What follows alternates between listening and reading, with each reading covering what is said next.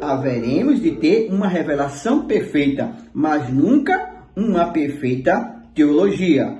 Uma revelação absoluta, mas nunca uma teologia absoluta. É por isso que eu, quando estava planejando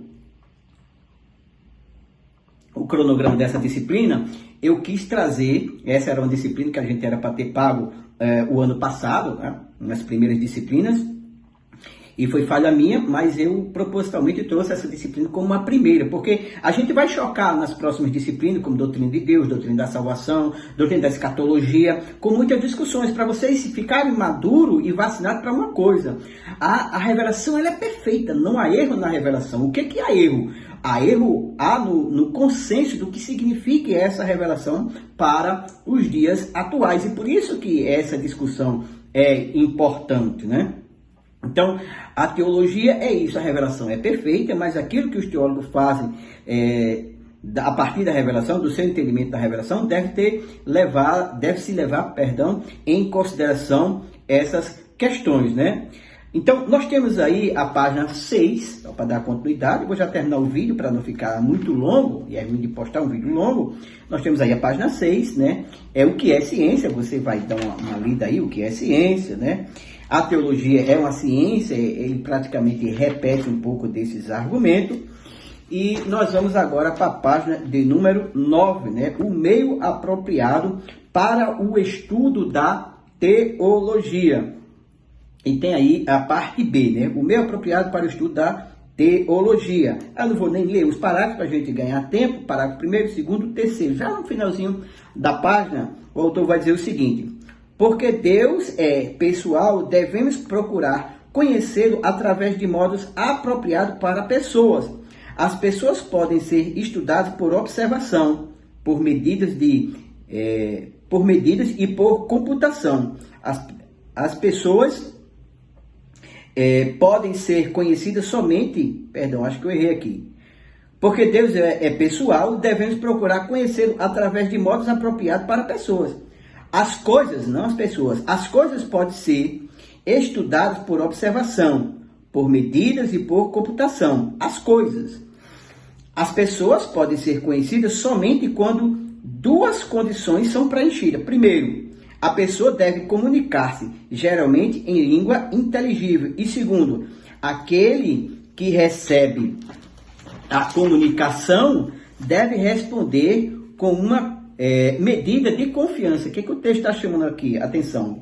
Que é a discussão de J.I. Parker. Gente, esse texto é fantástico. Vocês vão trazer um resumo e essa aula já vai dar uma boa ajuda disso aí. Que a gente deve confiar. Por isso que é preciso que a gente tenha fé, né? É um outro pressuposto. A gente já viu que o primeiro pressuposto é que a Bíblia é a revelação de Deus. E o segundo pressuposto é que nós temos que acreditar, ter fé no que essa revelação diz. Ou seja, ter confiança. Se Deus é um ser pessoal, imagine um relacionamento entre eu e você. E você não confia no que eu digo. Logo, eu vou ficar... eu não vou me expor tanto para você se você é um ser desconfiado. Não? Que relacionamento pode ser avançado se você é um ser que desconfia da outra pessoa? Então, não é tão preciso, mas é um exemplo do nosso relacionamento com Deus. E o parágrafo continua. A este ponto, é de maior importância, né, enfatizar que a confiança não é um substituto para o conhecimento pessoal. Embora tenhamos que confiar porque não conhecemos, então confiar é o meio apropriado para se obter um conhecimento das pessoas. Sem esta confiança, não podemos conhecer outra pessoa de um modo íntimo. E sem o equivalente teológico, que usualmente chamamos de fé, ou seja, ele está dizendo que a fé aqui, essa confiança que se requer fé, está aqui, ou confiança está como sinônimo de fé. Simplesmente uma outra palavra para a mesma coisa. Não podemos conhecer Deus. O elemento pístico, né, que é elemento de fé, é extremamente importante para o conhecimento de Deus. Não há possibilidade de se ter qualquer conhecimento real dele sem que se creia no que ele diz. Isto é, assim com todos os seres pessoais. Se não confiamos no que as pessoas dizem, não saberemos nada sobre elas ou sobre a verdade. No estudo dos seres pessoais, tem que haver um elemento de comunicação, um elemento de confiança naquilo que é dito. Se não houver tal comunicação, não há um conhecimento. E se não houver o elemento de confiança naquilo que foi comunicado, o conhecimento não se subjetiva.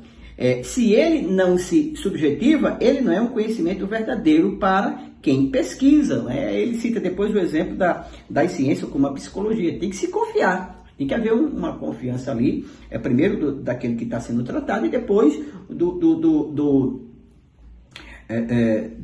próprio profissional, do psicólogo, naquilo que o paciente diz. Então, o paciente está dizendo uma coisa, o psicólogo está ouvindo e assim por diante. Aquele processo de tratamento mútuo, ele parte a partir da confiança, daquilo que se é falado, e o paciente, por sua vez, vai tomar as orientações daquilo que o profissional diz. Então, entre esses seres pessoais, deve haver um elemento de confiança. Então, esses pressupostos devem ser fundamental para quem faz teologia. Primeiro, temos que acreditar que a palavra é a revelação de Deus e segundo, temos que ter fé no que essa revelação diz.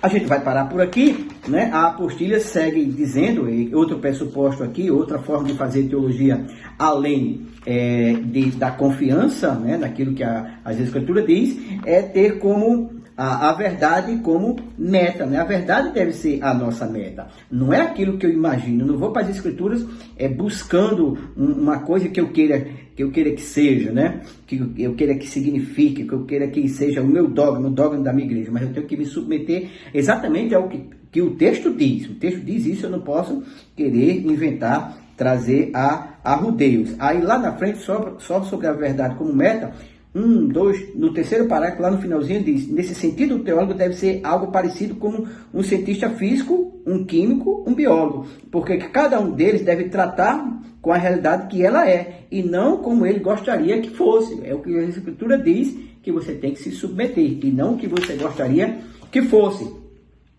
Na próxima aula, nós vamos entrar, né, nos traços distintivos dos sistemas teológicos. Então, tudo isso aqui, anteriormente, as páginas anteriores, foi para preparar você para os sistemas teológicos. Cada um faz teologia e tem resultados diferentes. Então, teologia é isso. Por isso que, muito acertadamente, teologia, o texto vai dizer, ele não é não é algo divino, mas é algo que se faz a partir da revelação divina. E todo teólogo, todo sistema teológico, ele é falho, não é?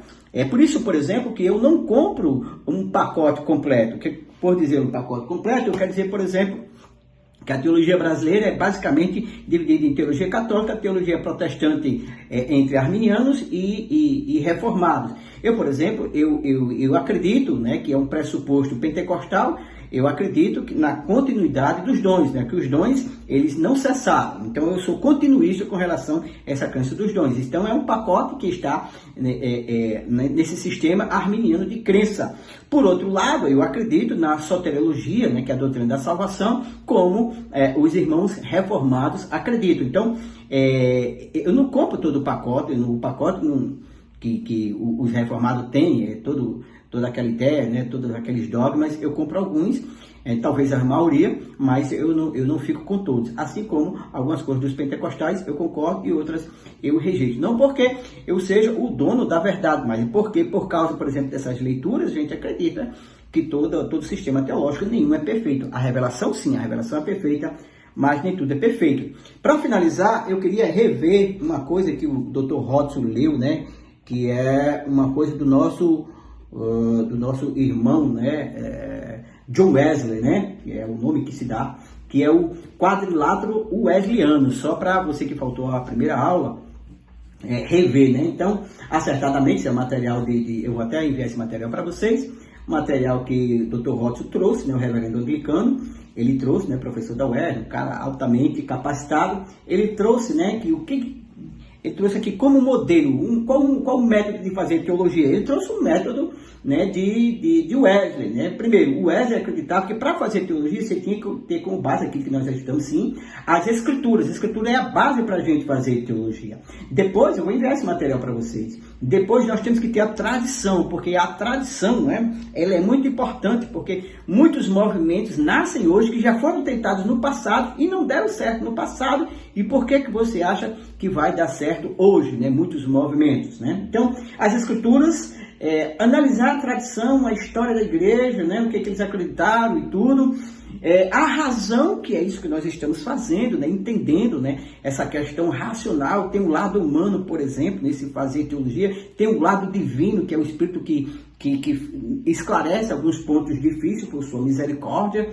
Então tem o lado da razão, a razão parte a partir da revelação, o racional, pensar a questão da lógica, né, a faculdade lógica necessária para interpretar as escrituras, por exemplo, né, por isso tem método de interpretação. Quem estudou o ano passado, a gente viu a disciplina de hermenêutica, viu métodos de estudo bíblico, método analítico, né, método indutivo, entre outros, e tem a experiência, né, a vivência pessoal e vital, né, da graça de Deus no coração. Que não se trata de ensinamento aleatório, mas de uma confirmação do Espírito Santo na vida do crente, aquilo que ele experimentou da parte de Deus, né? As experiências de vida, principalmente, né?